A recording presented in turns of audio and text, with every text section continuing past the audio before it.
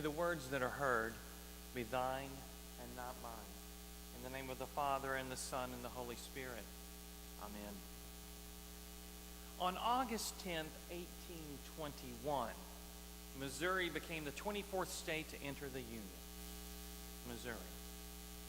And the first entirely west of the Mississippi to do so. The territory was initially gained as included in the Louisiana Purchase of 1803, but it was not until the aforementioned date that a sufficient number of settlers were established and ratified to qualify for statehood. Even more interesting, if you found that interesting, I should say, was the newly granted sovereignty's choice as its motto. They would be dubbed the Show Me State, a term of endearment, equally affectionate as hubristic. You see, the moniker was derived from the widely accepted belief amongst Missourians that its people were devoted to common sense, and they had a little bit more of it than everybody else. And as Willard D. Vandiver, when he was running for office in that same state, is quoted, "Frothy eloquence neither convinces nor satisfies me. I'm from Missouri, and you have to show me." Evidently, the charm, beauty, and resource of the state were such that left very other possible to be impressed. Well, today we read the beginnings of another state, this one more on the national level, but no less inclined to the seeing is believing mantra. After we concluded our extensive visit with Moses in the Old Testament, our lectionary has hit the rewind button. Instead of proceeding further, we will find ourselves returning to the Abrahamic-themed portion of the overall Old Testament narrative, more specifically the setting for the covenantal agreement, when Israel is assigned that chosen status, when they're set aside as the children of God. God's children, God's preferred, and through them the rest of the world would eventually be blessed. It was a revolutionary occurrence regarding that time. Revolutionary relative to the period's mindset regarding the relationship that mankind had with God. We've mentioned this before. The gods of that time barely acknowledged mankind, much less entered into mutual agreements with them.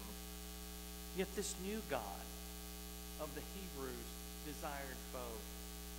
Not only was this a single God, monotheism, but this God wanted to be in relationship with mankind. It was mind-blowing. Notice that a precedent was established early in the formation of the bonds between God and man.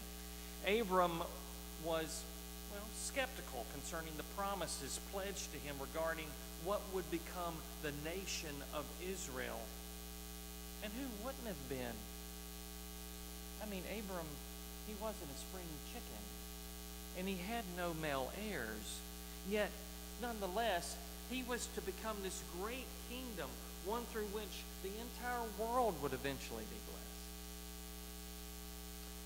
Can't you just see Abram? Do the math, God. This isn't happening. So God takes him outside and shows him signs, setting an expectation or dependency upon visible evidence to validate any God-given claims from that point forward. It's hard to think that a deity would adhere to this, much less allow this sort of as a continuum. But the cycle repeats itself consistently through the Old Testament covenant story. Take today's reading as an example. God takes additional time, God's time, to have one-to-one encounters with Abram frequently. Now, did I mention that this was God? God might have a little bit going on. This was way outside the understanding of God-man interactions of the day. Spending any quantity of time with the gods generally was disastrous for mankind. But not in today's election. Tediously, it is God. God demonstrating God's intentions, and then via this miraculous presentation with all the animals being carved in two, and then you've got the pot and the torch kind of coming through the in between them. It's this elaborate display just so Abram would get it. Key to the understanding of Abram and us now was that once the ritualistic stage was set, God causes him to fall asleep. He sees the rest of it kind of like in a dream, kind of trance kind of mode. So that when it's time for the covenant to be sealed, it's only God that passes through. Only God passes between the carcasses of the dead, the animals. So this would not be an agreement in which both parties entered. The agreement, though inclusive of both parties, would only be made to man by God. It wasn't mutually held. Man was not God's equal anyway. It's not like man could carry the weight of their portion of an agreement like this. God would have to do all the heavy lifting. Man need only be obedient and believe. Now, a little context here would help a lot. Agreements and covenants and their symbolic rituals were common in biblical times. We have historians of that day who would make all of these references to these covenants that nations would make with each other, but not just nations, tribes, even individuals would make these covenants, and they were more than just binding. They were a matter of life and death.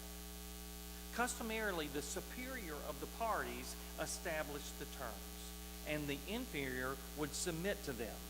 Now, a lot of times it would occur due to a conflict, like a war.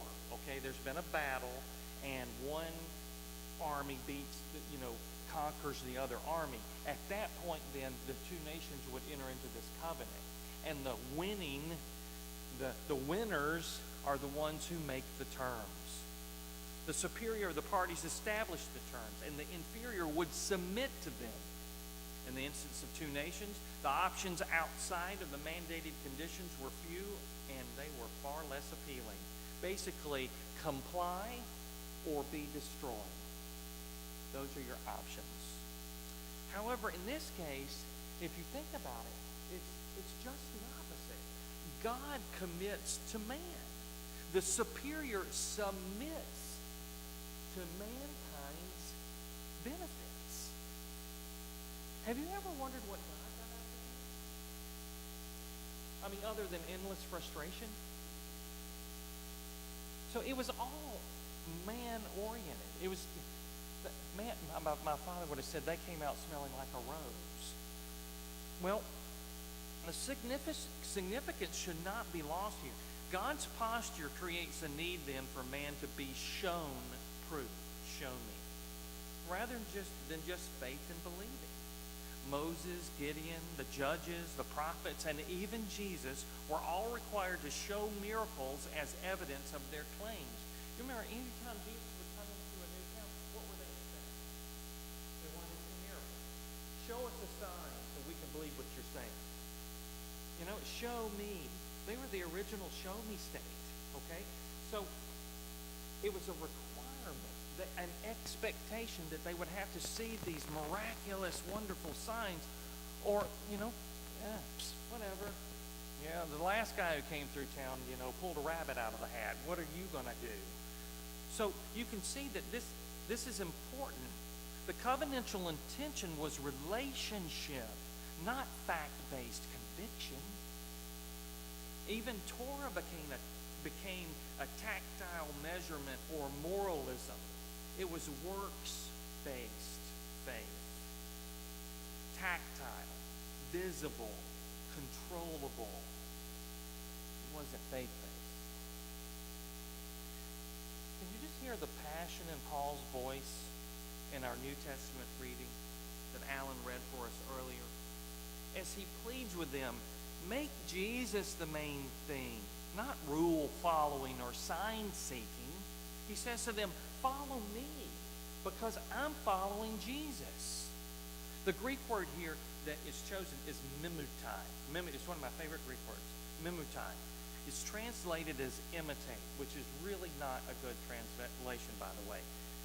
Imitate can carry a sarcastic tone, like an impersonator in a comedic skit, like Saturday Night Live, wouldn't be prudent at this juncture.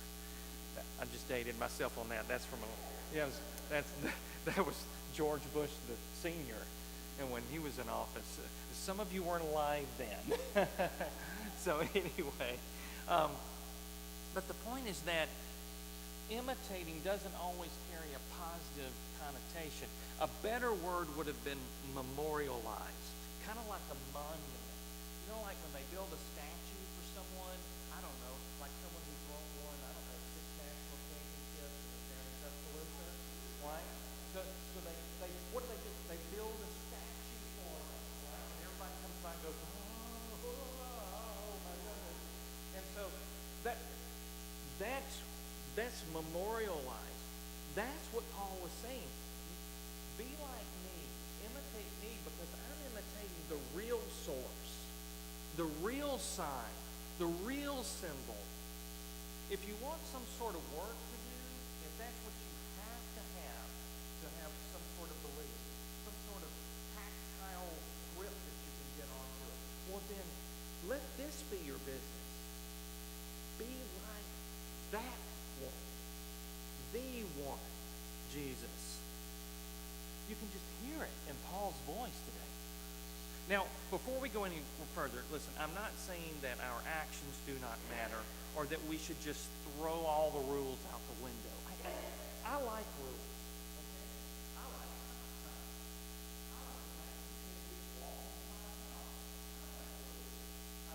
some rules don't apply. Like on 72 down by Providence. That's where I had the accident, by the way.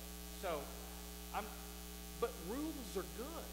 I'm not saying we throw them all out. That's not what I'm saying. I don't want anyone to leave here tonight saying, Father Chris says we don't have to follow any rules.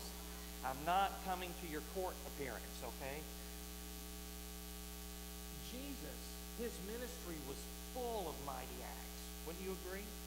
Today he employs them as a testament of his messianic status to Herod, that fox. It's in our gospel reading. Christian history was also forged by the works of the faithful. Now here's one example of this. I bet you were wondering how I'd work this in tonight. Allegedly, and according to the folklore, today's patron saint, St. Patrick, drove all the snakes out of Ireland due to their pestilence and some sort of indication of his legitimacy. Now, having said that, there is no record of any snakes ever being in Ireland. Okay, the climate there is a little bit reptilian intolerant. But the point was, and I'll say something else, the mission work that happened in the Irish Isles.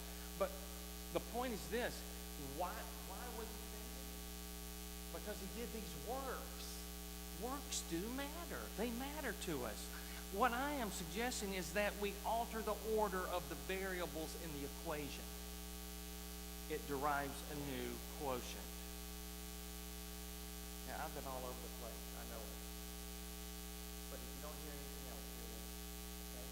Don't hear anything else, hear this. We act because we believe, not believe due to our action. God is our devotion. It's not fundamental statutes. Despite the fact that our faith is no longer Torah-based, we, like the Israelites, have been conditioned to think that a standard of ethics or positions or doctrines or liturgies or results or, hey, that's the way we've always done it, Father Chris, that those have to be in place for our Christianity or our faith somehow to be valid. If you're a Christian, you have to be something. You have to do certain things. For this to be valid worship, we have to kneel right here and bow right here. And all we've done is created our own new Torah. That's all we've done. We've just created a brand new moralism, and we've bound ourselves up. Dear ones, if our goal is to be as Paul says,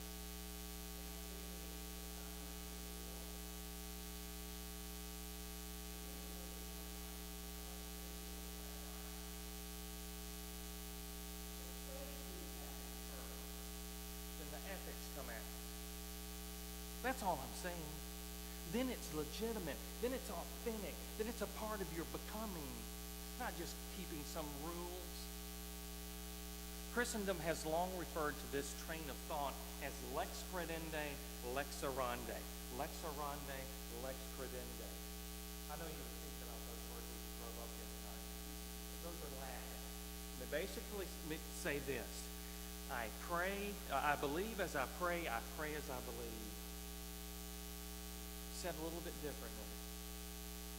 I live by faith, and faith is how I live.